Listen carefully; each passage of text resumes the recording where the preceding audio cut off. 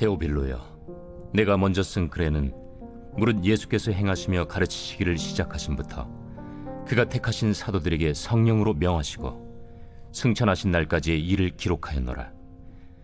그가 고난받으신 후에 또한 그들에게 확실한 많은 증거로 친히 살아계심을 나타내사 40일 동안 그들에게 보이시며 하나님 나라의 일을 말씀하시니라. 샬롬, 반갑습니다 성도님들. 어느덧 시즌3를 마치고 시즌4 해피밀과 함께하게 되었는데요. 이번 시즌에는 사도행전 말씀을 살펴보려고 합니다. 사도행전이 조금 낯서실 수 있는 성도님들을 위해서 간단하게 소개를 드리자면은, 사도행전은 예수님께서 승천하신 후 그분이 약속하신 성령께서 제자들에게 임하시면서 제자들이 예수님의 복음을 들고 땅끝까지 전하며 예수님의 사역을 이어나가는 그런 내용이 담긴 성경입니다.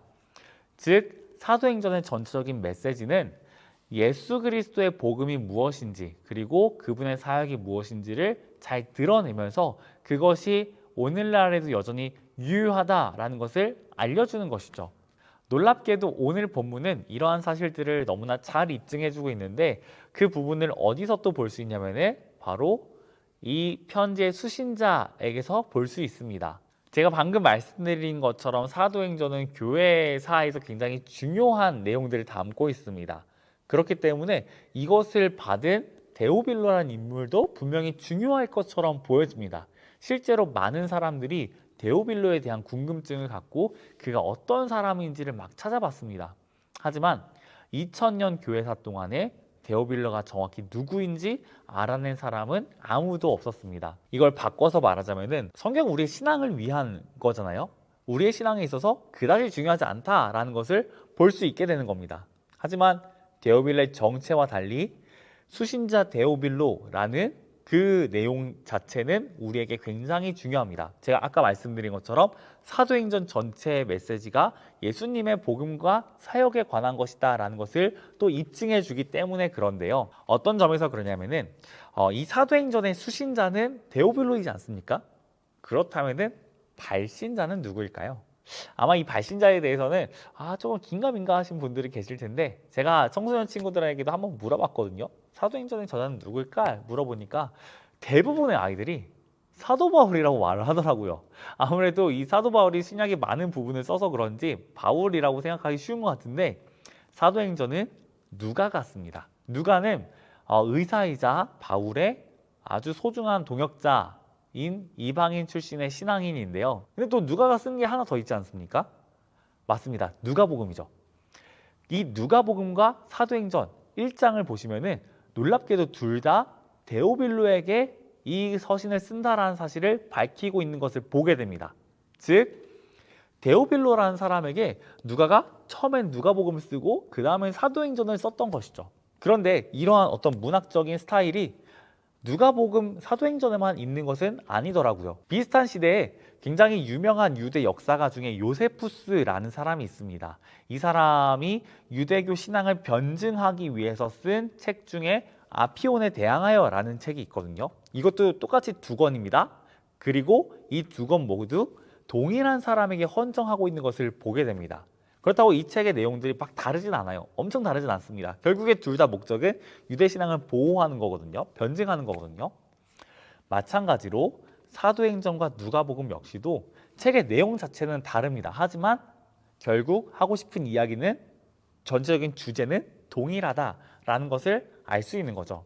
그렇다면 누가복음과 사도행전은 누구에 대한 이야기라고 봐야 될까요? 네, 맞습니다. 예수님의 복음에 대한 이야기, 그분의 사역에 대한 이야기라고 보는 것이 타당합니다. 이러한 사실이 우리에게 주는 교훈이 전 두 가지가 있다라고 생각을 하는데, 첫 번째로는 예수님의 사역이 오늘날에도 여전하다라는 사실을 알려준다라는 겁니다. 그래서 우리 자신이 예수님 앞에서 얼마나 존귀한 존재인지를 깨닫게 해주는데, 사실 주님 보시기에 우리가 그렇게 완벽한 사람들은 아니잖아요. 양심에 손을 얹고 생각했을 때 내가 그렇게 주님 앞에서 늘 성령 충만하고 믿음대로만 살아가고 그럼 너무 좋겠지만, 그렇지 못한 순간들이 분명히 있잖아요. 심지어 예수를 믿기 전에 우리의 삶은 더더욱 그렇잖아요. 근데 예수님께서는 그런 우리에게 복음을 들려주시고 믿게 하시고 변화되게 하십니다. 그러면서 우리의 모습들이 예수님을 닮아갈 수 있도록 하세요. 우리가 어떠한 사람이든 주님은 우리를 포기하지 않으십니다. 우리를 위한 당신의 그 사역을 절대로 멈추지 않으십니다. 이러한 맥락에서 사도행전의 전체적인 메시지는 우리에게 예수님께서 우리를 얼마나 사랑하시는지, 또 그분이 비록 승천하셨지만 여전히 우리와 함께 하시면서 우리를 위해서 말씀하시고 일하신다라는 것을 알려주며 우리의 존재가 하나님 앞에 얼마나 귀중한지를 깨닫게 합니다. 그러면 두 번째로, 주님께서 우리를 위해 사역을 멈추지 않으시듯 우리도 주님을 위해 헌신하기를 멈추지 말아야 한다라는 사실도 알게 합니다. 물론 때때로 우리가 어떤 문제들을 만났을 때 우리의 사역이, 헌신이, 믿음이 흔들리기도 합니다. 어떤 순간에는 잠시 멈춰서기도 합니다. 하지만 그럼에도 불구하고 주님은 우리로 하여금 다시 헌신하게 하실 겁니다. 어떻게 사도행전을 통해서 그 사실을 알 수 있냐면은 그분의 제자들이 딱 그렇거든요.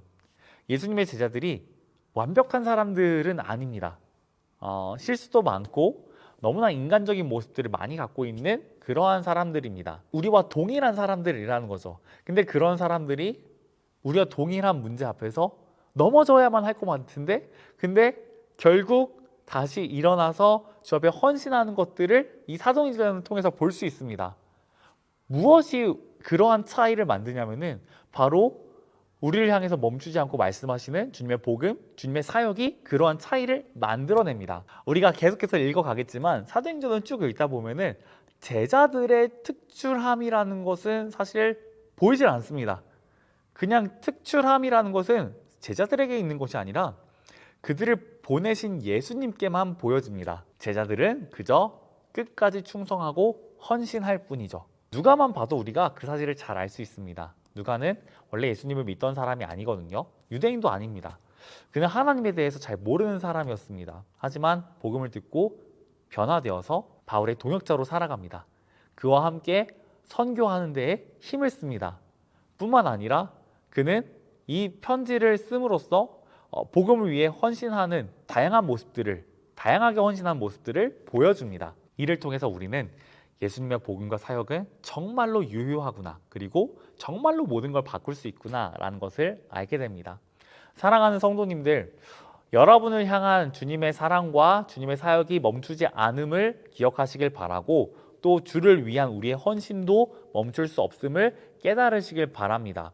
그리하여서 정말로 주님을 위해서 살아가는 우리 모두가 되었으면 좋겠습니다. 특히 주 앞에 헌신하기를 꺼리는 부분들이 여러분 마음 가운데 있다면은 그 이유가 뭔지, 그리고 내가 정말로 예수님께 받은 그 복음의 은혜하고 이 꺼려지는 문제하고 비교했을 때 내가 받은 은혜가 더 작은가, 더 가벼운가, 그래서 내가 주 앞에 순종하고 헌신하기를 꺼려하는 것이 마땅한 일인가 깊이 고민해 보시기를 소망합니다. 그리고 예수님께서 지금 내게 뭐라고 말씀하실지 한번 귀 기울여 보신다면은 여러분께서 또 저 역시도 그러한 문제들을 만났을 때 반드시 이겨낼 수 있을 것이라 확신하며 또 그런 우리가 되기를 간절히 축원합니다. 우리 같이 나눔 질문 살펴보도록 하겠습니다. 첫 번째 질문입니다. 누군가에게 복음을 설명해 본 적이 있으신가요? 어떤 마음과 내용으로 전하셨습니까? 누가는 아마도 담대한 마음으로 또 데오빌로를 사랑하는 마음으로 복음을 전했을 것 같습니다. 그리고 그가 전한 복음의 내용은 누가복음에 잘 등장하기 때문에 여러분 한번 읽어보시기를 바라고, 그리고 두 번째 질문입니다. 복음은 제자들에게 놀라운 헌신을 일으켰습니다. 주님을 위해서 헌신하길 바라는 자들에게 필요한 것은 무엇일까요? 답이 첫 줄에 있죠.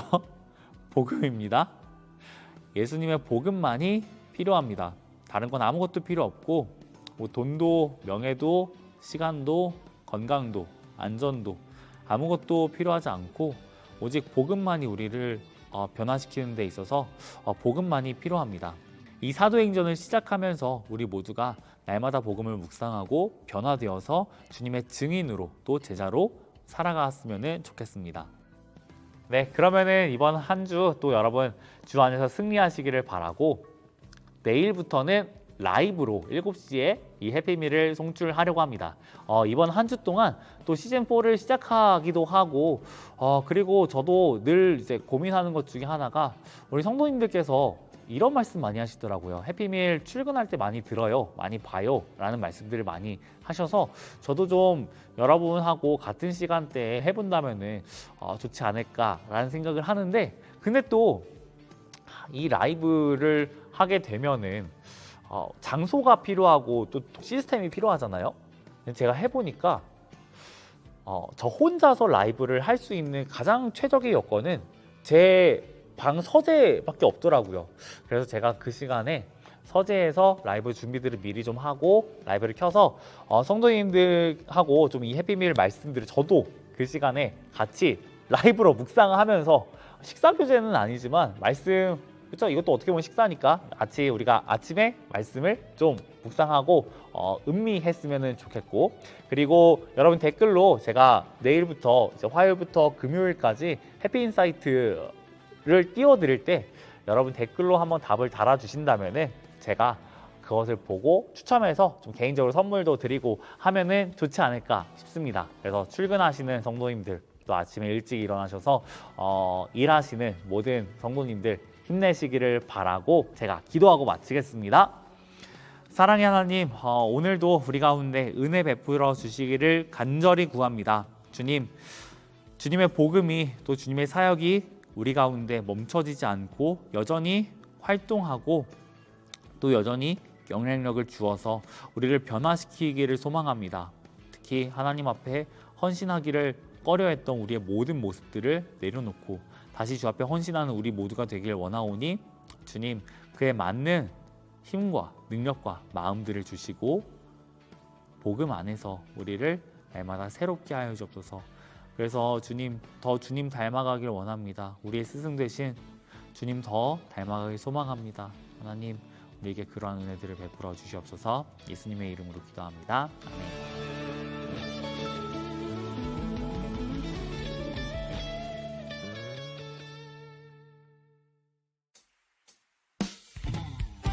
아멘.